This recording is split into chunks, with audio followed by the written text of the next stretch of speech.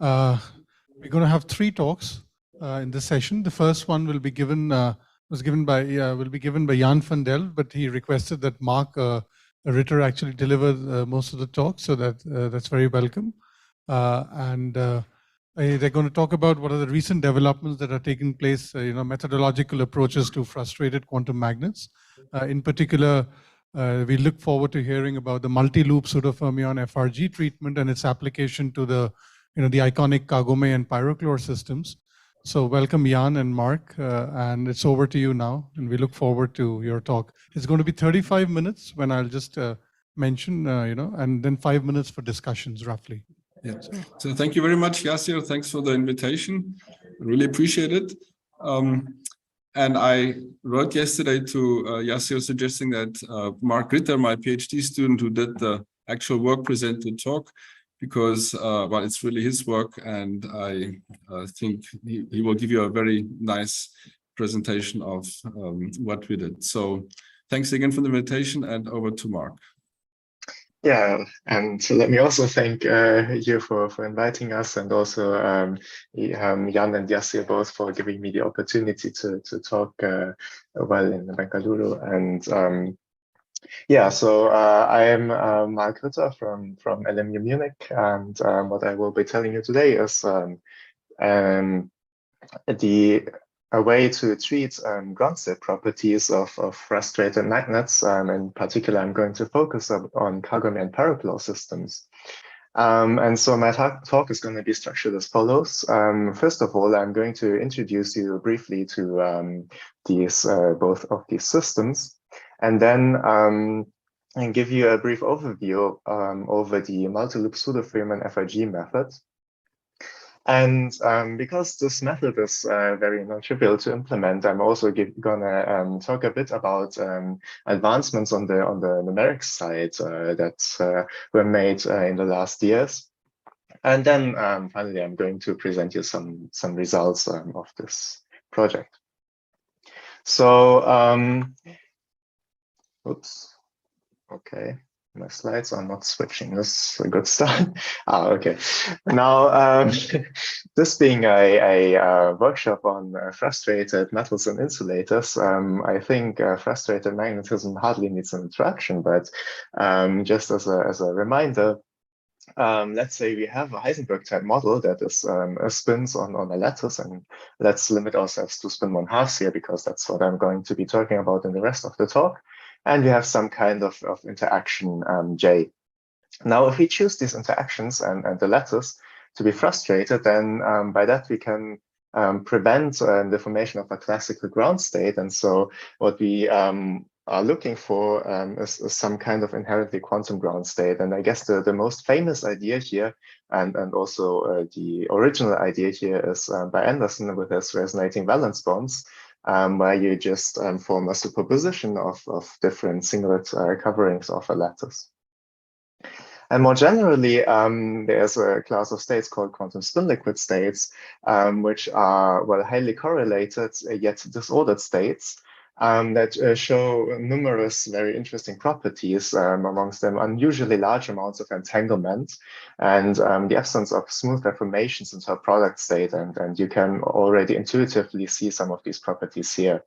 And perhaps a bit more difficult to see directly is that the excitations on top of these states tend to be non-local and or fractionalized, and they may form emergent gauge theories. And of course, all of this behavior is highly interesting to the theoretical physicists. So just as a few examples from this very nice review here, you can have fractional quantum Hall states that have Laughlin anyons as excitations, and where you might find them is, for example, a Kagome Heisenberg model with 3 different interactions. Now, the famous toric-Colt model, of course, has a gapped E and M anyons on top of a gapped Z2 quantum spin liquid state, but also the system one of the systems I'm going to focus on, the Kagome Heisenberg model, is speculated to maybe have a ground state in this class. But as you can see, the Kagome Heisenberg model is also found in this row of the table, because there are other people who have predicted it to be a U1 quantum spin liquid.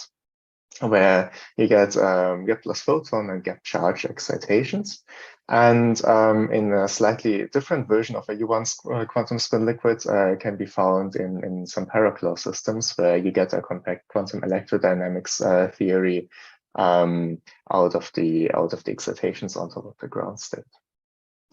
But well, I mean, all of this is well and good and very interesting, but another I guess open question in this field is what would be the signature of a QSL? Imagine I gave you some chunk of material and I told you, okay, the ground state of this material is a quantum spin liquid.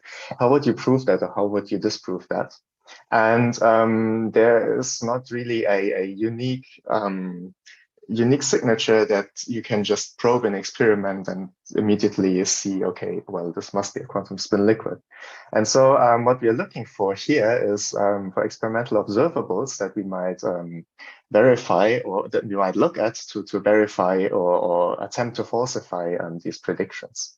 And the most famous material that is speculated, or that is a candidate for these quantum spin liquid states, I guess, is Hilbert-Smithy, which is this nice green crystal.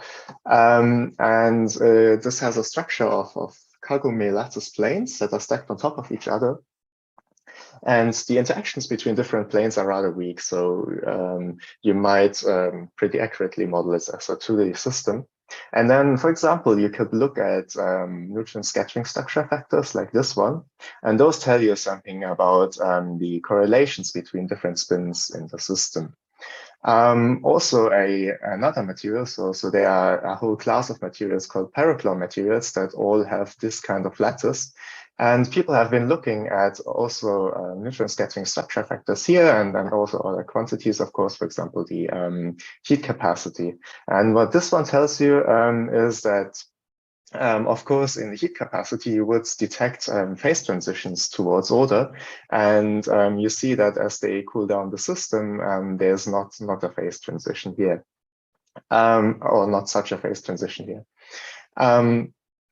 Now, but all of these predictions are hard to compare to these very theoretical concepts of a quantum spin liquid state. And so one of the goals of the method I'm going to introduce you to is to really simulate the kinds of models we have here, and then get out predictions for stuff like the correlations of the spins, which we then might compare to these kinds of experimental results. So just to give you a bigger picture framework.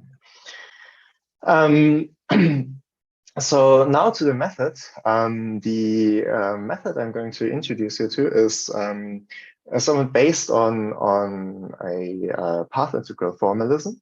And because it's not possible to formulate a path integral type action for spins directly, we're going to use a pseudofermion representation where we put on each lattice side, we can put a down fermion and up fermion, both or neither. And well, this is achieved by this kind of representation. But as you can see, there are two states here with two fermions and no fermions that don't correspond to a spin state. And so we need to implement a constraint like this of exactly one fermion per lattice side to keep everything within this physical sector which we are trying to represent. There are several ways to implement this constraint. So at finer temperatures, you can use the so-called Popper-Fedotov trick, which I don't want to dwell on very long, because there's a paper about that to be published soon. It's about the Popper-Fedotov trick in the FRG context.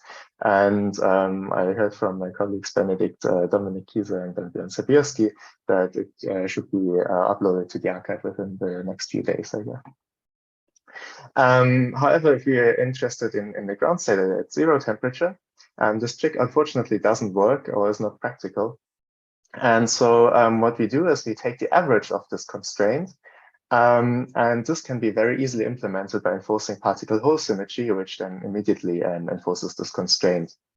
That is an approximation, but we have investigated the approximation in the past, and also Bayes and Reuter did so. And we found that as a consequence of this approximation, there's some slight quantitative changes in the predictions for observables, but these are again quantitative and not very large. So we can still trust the qualitative results we get out from the method here. And there are also other ways of representing spins here. So, for example, there's ideas about using Majorana fermions to represent a spin. And there are various advantages and drawbacks to different representations here. And there's ongoing work comparing these different representations. And let me just refer you to this paper by colleagues Nils Niggermann, Johannes Reuter, and also Björn Spierski. And I think the first two are going to talk today and tomorrow. So yeah, just refer you to this paper if you're interested. But let's go back to the pseudofermion representation and follow Reuter and Wölfli here, and implement a Matsubara path integral by just replacing the spin operators in the Hamiltonian by this combination of Pauli matrix and fermion operator. And we get out a Matsubara path integral, which gives us a fermionic propagator G. And the interesting part here is, of course, the self-energy, which I'm going to represent by a purple circle, and a 4-point correlator, which the interesting part of which is the vertex gamma, which I'm going to represent by a box. And all of the symbolic notation is because I want to draw diagrams for equations that give us relations between these quantities. So the first equation here is known as the Schwinger-Dyson equation, gives us a relation between the self-energy sigma and the vertex gamma. And all of the other equations, or these equations at the bottom, are known as beta equations. And so first we start off by decomposing this vertex into different parts, where the first part is just the so-called bare vertex that comes from the Hamiltonian, from the interaction in the Hamiltonian here.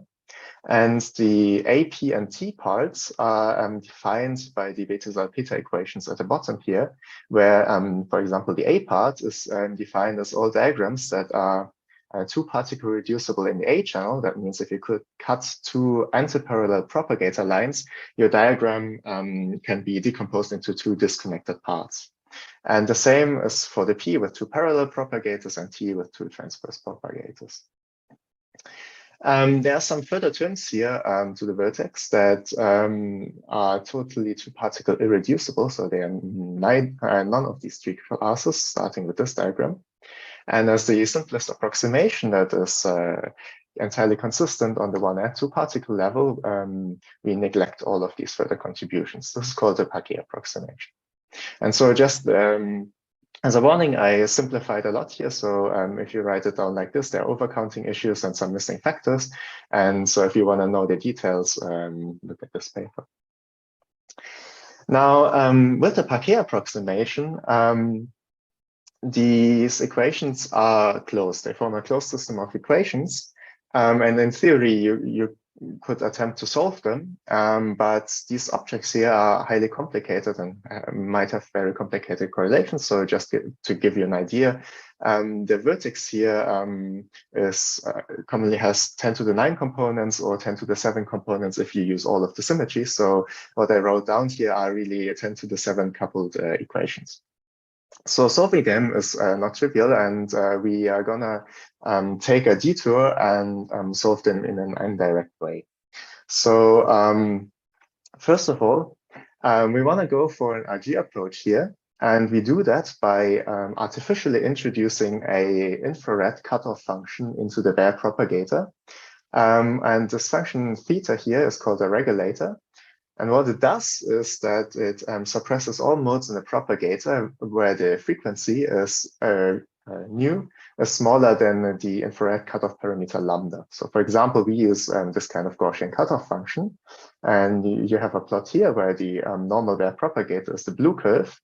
And within this gray box, which is all frequencies that are smaller than lambda, you see that the green curve with the Gaussian cutoff function it just has a suppressed divergence here. And now what we can do using lambda is we can make this gray box wider or smaller. And if the gray box is extremely wide, then most of the Baire propagator is suppressed. So nothing is really happening in the system, but we are also very far from the physical reality.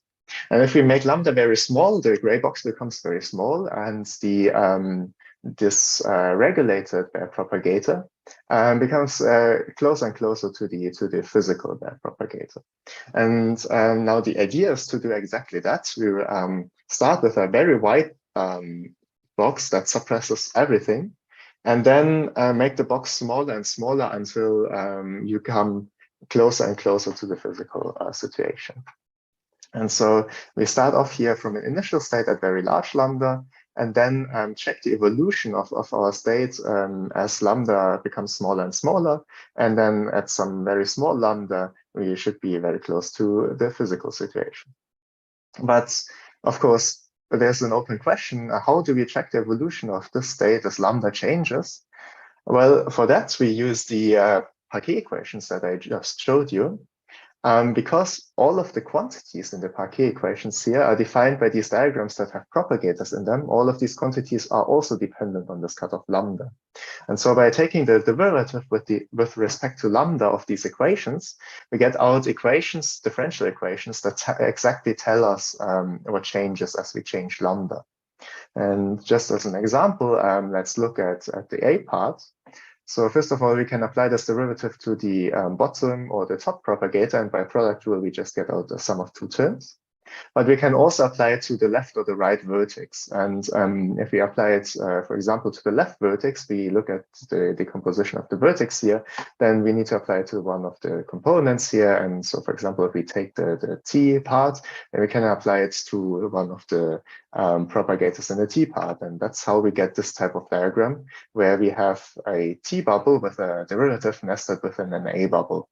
And we can go further in this nesting. So for example, instead of applying the derivative here, we could also apply it to another vertex. And so we get derivatives nested further within these propagator bubbles. And depending on the level of nesting, we categorize these diagrams as one loop diagrams, which is the top two diagrams because they have one fermion loop, two loop diagrams, or three loop diagrams, just counting the level of nesting here. Now, of course, this series goes infinitely because we can go on with the nesting infinitely. But doing numerics, we have to truncate the series at some point. And depending on exactly where we truncate, after which loop order, we get out a different rule on how to track the evolution of A with lambda. And so we run along different paths through this parameter space, depending on at which loop order we truncate. And what we hope to see is, as we take more and more loop orders into account, that this path converges to some final path. And if that is the case, then the solution we get at the end is a solution of the Parquet equations at very close to the physical situation. If we do not see any convergence, then that means the terms in this series don't become smaller. And that's the method telling you that one of the approximations you did here was invalid. And so you cannot truncate this series, and the method doesn't work. And that is, so that happens for some systems. But this is basically a built-in safeguard that checks some of your approximations and tells you something about the stability of the method here. Okay, now, yeah, as I told you, the vertex has very many components, 10 to the 7 in our case. And so what you see here are 10 to the 7 coupled differential equations. And so to implement them, well, it's quite a large task, and you have to be careful when doing so. So just to give you a brief overview, so what you see on the right here are just some components, so you don't need to know the details, but these are different components of the vertex. This is the surf energy, and as you go from top to the bottom from the top row to the bottom row, lambda decreases. And as you can see, as lambda changes, new features emerge in different components of the vertex, and features become wider and smaller, or larger and smaller. And to resolve all of that, it is necessary to use a decomposition of the vertex called the asymptotic decomposition, which is laid out in detail in this paper. And also to use so-called adaptive frequency grids. So we choose sampling points for these components based on how the features change as the flow goes on. And just as an example, how important that is, in the diagram on the left here and in the plot on the left here, I just, the only thing I did here is that I turned off the adaptive frequency grid. And what happened was that some components were not resolved well anymore. And then in the blue curve, you see you just get a divergence, even though the full code would not predict anything unusual happening here. And this is even more important if you go to more than one loop. So here I go from 1 to 5 loop orders. And I just decrease the number of frequencies below what we would usually use to resolve all of the features. And now you see that we immediately get some strange wiggles and discontinuities and jumps here. And this is just a symptom of features not being resolved properly. And now if you want to evaluate the differential equations that give you the flow, you also have to perform integrals over these fermion bubbles. And just as an example, I show a plot here that shows the simplest, really the simplest loop that we have to evaluate. And you can analytically show that there should be a power law fall off at large frequencies. Now, if you use a standard static integrator, which just uses fixed sampling points, you see that you get noise and strange oscillations at large frequencies, while an adaptive integrator that chooses sampling points based on where features are exactly reproduces the analytically expected power law fall off. And so it is very important to use this kind of adaptive integrator also because of this error control. And another method that has this built-in error control is Runge-Kutta step size control, which we use to integrate over the differential equations I showed you in the previous slide. And all of this is necessary because all of the things change with lambda over j. So if you don't implement any adaptive error control method, then well, immediately lots of strange things start happening. And yeah, so I just want, maybe this is also useful for those of you trying to implement some of the related methods with vertices. It is really, really important to use error control methods here. And you and also feel free to contact me if you have questions about this. Okay, so now having implemented all of these methods with error control, let's say you have 2 codes that implement error control in different ways. And now what should happen, of course, is that the predictions of the 2 codes should be within some interval to each other, because otherwise, of course, your error control won't be working.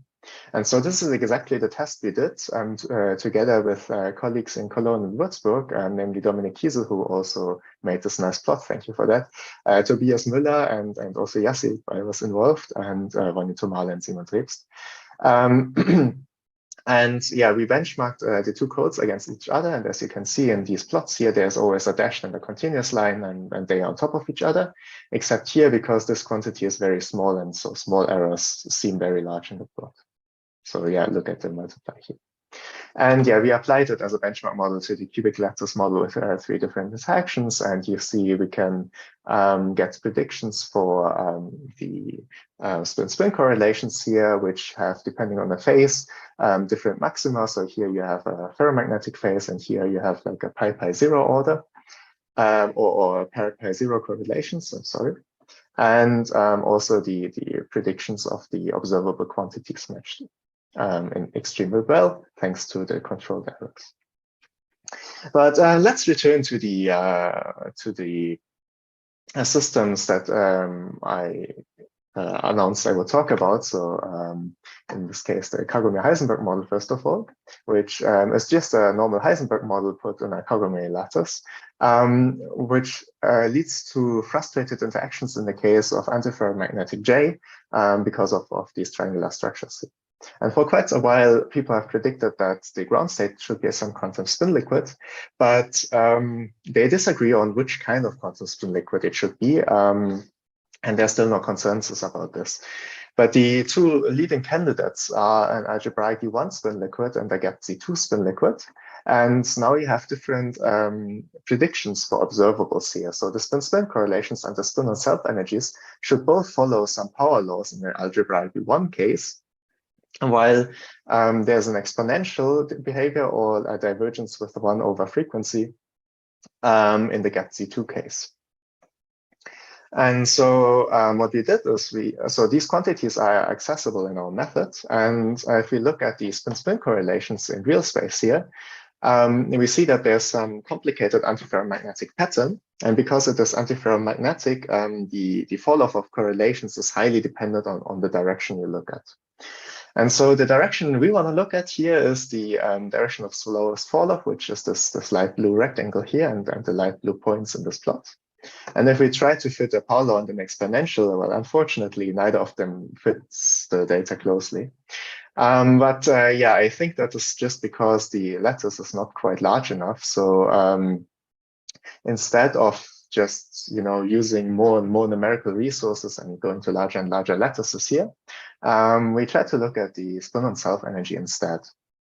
And now, if you look at the self energy, there are two regimes in which you can predict the behavior analytically. So first of all, at very large frequencies here, you just analytically can show that there should be a 1 over frequency fall off. And then if your frequency is much smaller than lambda here, then your regulator function, remember the gray box I talked about earlier, that regulator function just leads to a linear behavior in this low region. So only if you get lambda to be much smaller than the energy scales in the Hamiltonian, will you get some kind of interesting behavior between those linear and inverse linear behaviors. And here we see that what we get is a rather clean power law over, well, 1.5 or 2 decades. And looking at the logarithmic derivative, this can read off the exponent as 0.2 for 1 and 2 loop case. And this is consistent with these power law predictions here and, well, inconsistent with the divergence here, which would have an exponent of -1, right? So 1 and 2 loop FRG at least tell us that there should be an algebraic U1 spin liquid here. Now, if we go to higher loop orders, what we see is that beginning with 3 loop, some quantities diverge here. And as we go even higher in loop orders, we see that the divergence sets in later and later. And so first of all, so this might seem like the method telling us here that the flow diverges, but as you can see, as the loop order becomes higher and higher, if you look at a particular region, the curves lie more and more on top of each other. But still, of course, to get real loop convergence down to very small lambda values comparable to this, we would need extremely large loop orders. But where actually does the divergence come from? And this is a very recent insight actually from the past few weeks, is that the self-energy evaluation that we commonly do in multiloop FRG might need a self-consistency iteration. So within these differential equations, the flow of the self-energy depends on the derivative of the self-energy depends on the derivative of the vertex, but the derivative of the vertex depends on the derivative of the self-energy. And so there's a commonly used approximation here that just goes through that just evaluates the self-energy, then the vertex, and then the self-energy again. But this might not be enough because when we looked at full self-consistency iteration, what happened is that the error between the subsequent iterations, so the deviation from self-consistency, grows as lambda becomes smaller. And this is a relative error. that reaches values like 1 or even higher than 1. And of course, if this is a relative error, that tells you that a single iteration will not be sufficient, and you should really iterate until self-consistency here. And so this is a very recent plot, which is why the curves don't go on further here, because this plot was made a few days ago, but we already can see that at the values of lambda, where we begin to see divergences here, the values of the susceptibility that we reach, look at the y-axis, are much smaller than anything we reach without self-consistency iteration. So as we suspect that this is the leading cause of the divergences here. And well, of course, this is a bit of a work in progress, but yeah, I just wanted to share some of the very new developments in this field. Now, looking at the other system that I wanted to tell you about, which is the Pyrochlore XXZ model. Now, the Pyrochlore XXZ model, if you're not familiar with that, is an XXZ Hamiltonian, which is just a Heisenberg Hamiltonian where we modify the interaction in z direction to be different from the one in x and y directions. So we now put this XXZ Hamiltonian on a Pyrochlore lattice that looks like this. And again, we have these triangular structures that lead to frustration potentially. And if we look at the phase diagram as a function of Jx and Jz, which this is a cluster mean field phase diagram from this paper, but this cluster mean field theory predicts that there should be 2 ordered phases, 2 quantum spin ice phases, so these are quantum spin liquids basically, and a nematic quantum spin nematic phase. And so this model is very interesting for us because there are very few or hardly other methods that are able to treat this. Because, for example, quantum Monte Carlo has a sign problem in the whole upper half plane here because of the frustrated interactions. And methods like DMRG are not able to tackle 3D systems. And well, I hear that recently there have been the first steps towards that, but I think like a reliable DMRG is still very far out. And so our method should be one of very few that is able to tackle the system. And so it should be very interesting to look at it and lead to new physical insight very quickly. And I think also Yasir looked at it once. And now we did apply our method to this, and for different parameters Jx and Jc to verify whether we can reproduce all of the phases predicted by this cluster mean field, and whether we can uniquely distinguish them. And what we plot here is the neutron scattering structure factor, which you can get from spin-spin correlations, which you get from our method. And first of all, the 2 ordered phases give you patterns of scattering peaks because the neutrons just scatter off the order, like, you know, on an optical lattice or something like that,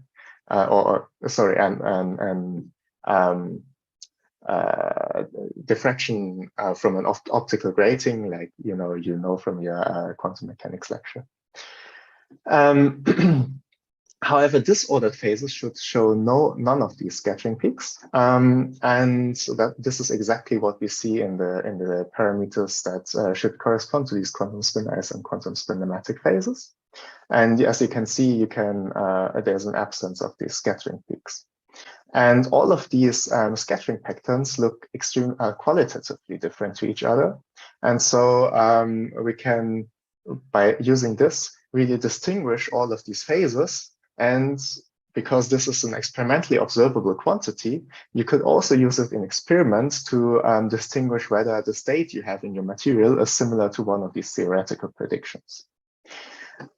Also, in the lower half plane, of course, we have quantum Monte Carlo data available. And so the QSI0 phase should be comparable to quantum Monte Carlo. And this is also what we did. So in this publication, they have a plot that shows the central portion of this one. So you see here. And you can see that all of the features are correspond to each other and are reproduced correctly.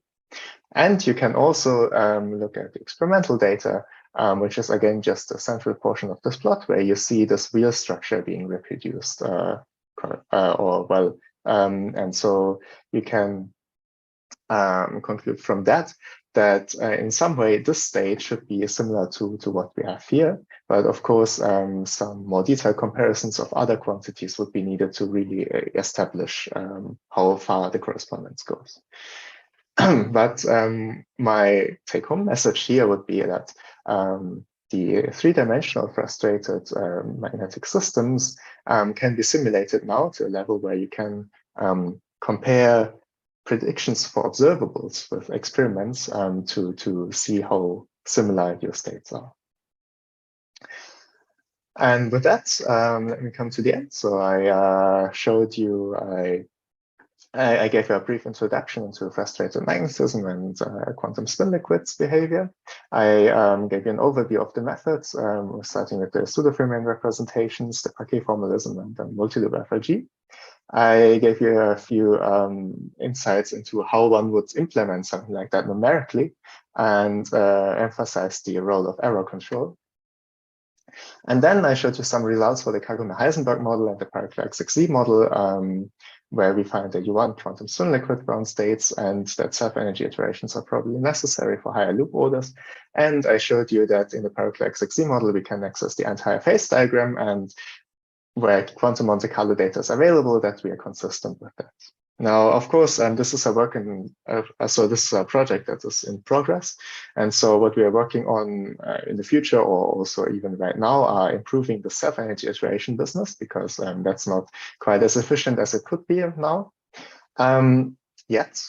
And we want to go further in our benchmarking to find systems where exact diagonalization energy, or DMRG, can be directly compared to our FRG. We are also working on vertex representations to reduce this huge number, 10 to the 7 of components, to a more manageable number without losing any of the features. And also we want to look at finite temperature simulations.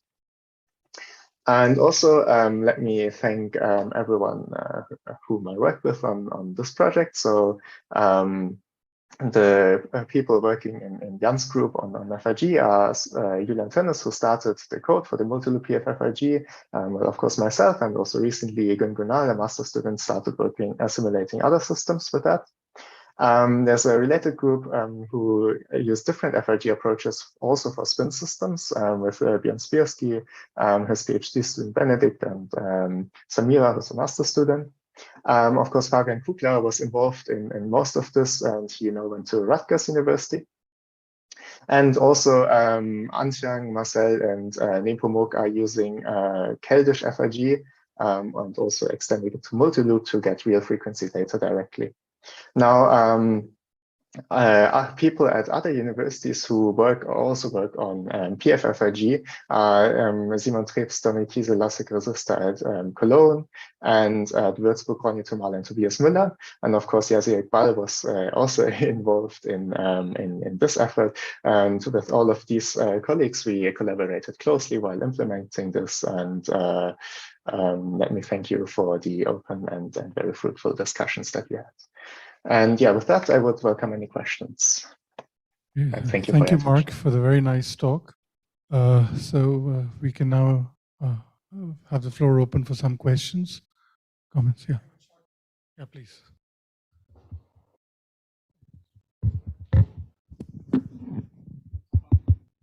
Thanks for the nice talk. How effective is this multiloop functional RG? Sorry, can you speak a bit louder? It's quite hard to understand you. Do you hear me? Yes. So how effective is multiloop functional RG for a doped system like TJ model? Can you push it to away from half filling TJ model?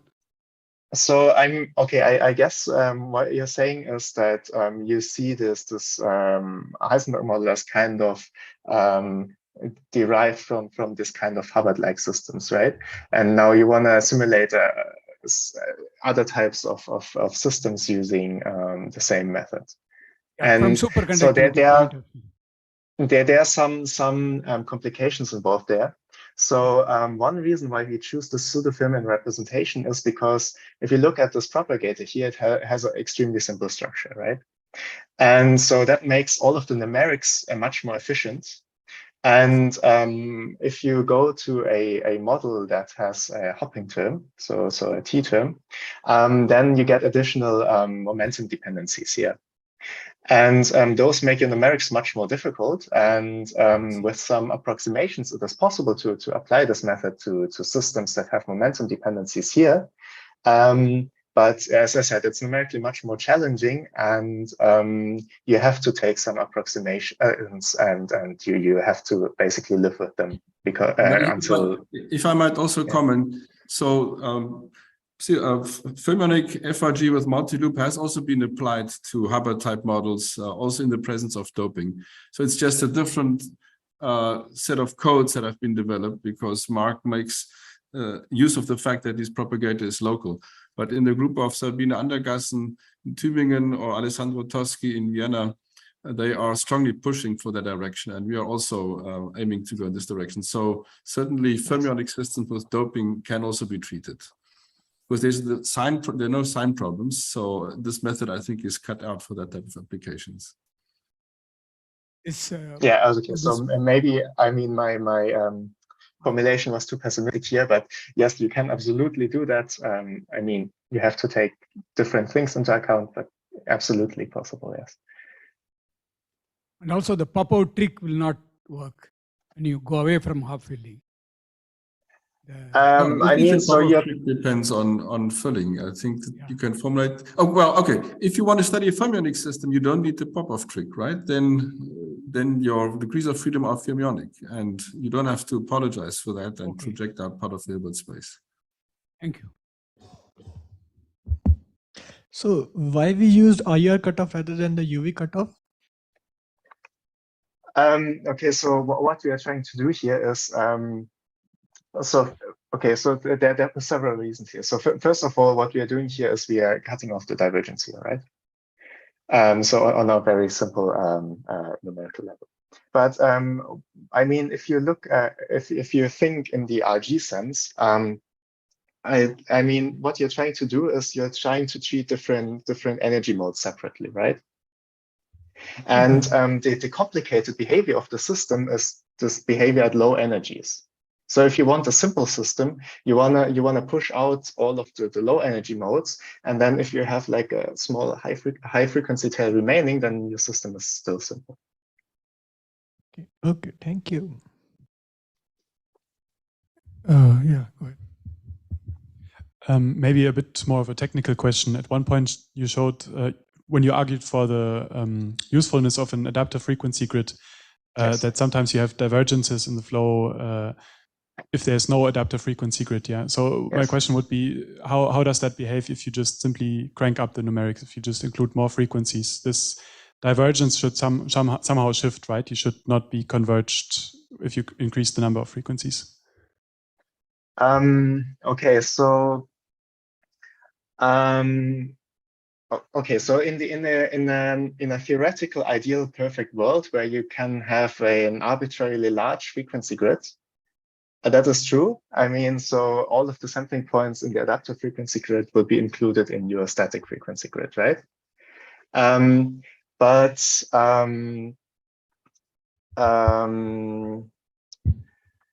if you are limited to a fixed number of frequencies due to practical numerical effort considerations, then the kinds of features you find here, the width of them changes by orders of magnitude within the flow, right? And so if you fix your frequency grid in the beginning, then I don't see how you would find a frequency grid that would resolve all of the features in all of the phases that you might get during the simulation. Okay, thanks for that. But so on a purely practical perspective, what happens with this plot if you change n? Does it stay the same? Does it change somehow? Well, I would imagine, but I mean, this is speculation. I would imagine this divergence to shift, or even the numerical errors to manifest in different ways. So if you look at this kind of plots, then this is also a way that numerical errors can manifest. But rather than looking at this kind of divergence, what you should be looking at, if you're implementing it, is looking at these kinds of plots, looking at the vertex directly and seeing whether or not your features are resolved well. So you would see, if you look at something like this here, that there are strange cusps and peaks and stuff like that in the vertex. Okay, thank you. Sorry, I'm just an experimentalist, and you showed some susceptibility in the Kagome case. And Yes. was it the magnetic susceptibility that you showed, or a kind of? You mean this one here? No. When you were showing your my table. data. Yeah, your data. Yeah. This one here. Yes, I think that was this one or the next. Yeah, probably yes. Yeah, so I mean, this one is in real space. If you Fourier transform it, you get your usual k-dependent susceptibility. Okay, so yes, this is magnetic. So I mean, all we are simulating here are spins. So these are spin-spin correlations, and I mean, those are then equivalent to the spin susceptibilities, right? Okay. Any further questions from the audience here or online participants? You can unmute yourself and ask. Okay, doesn't seem to be the case. So let's thank Marc and Jan again. Thanks so much for this nice talk. Yeah, thanks again for the invitation. Thanks for having us. Thank you. Thank you.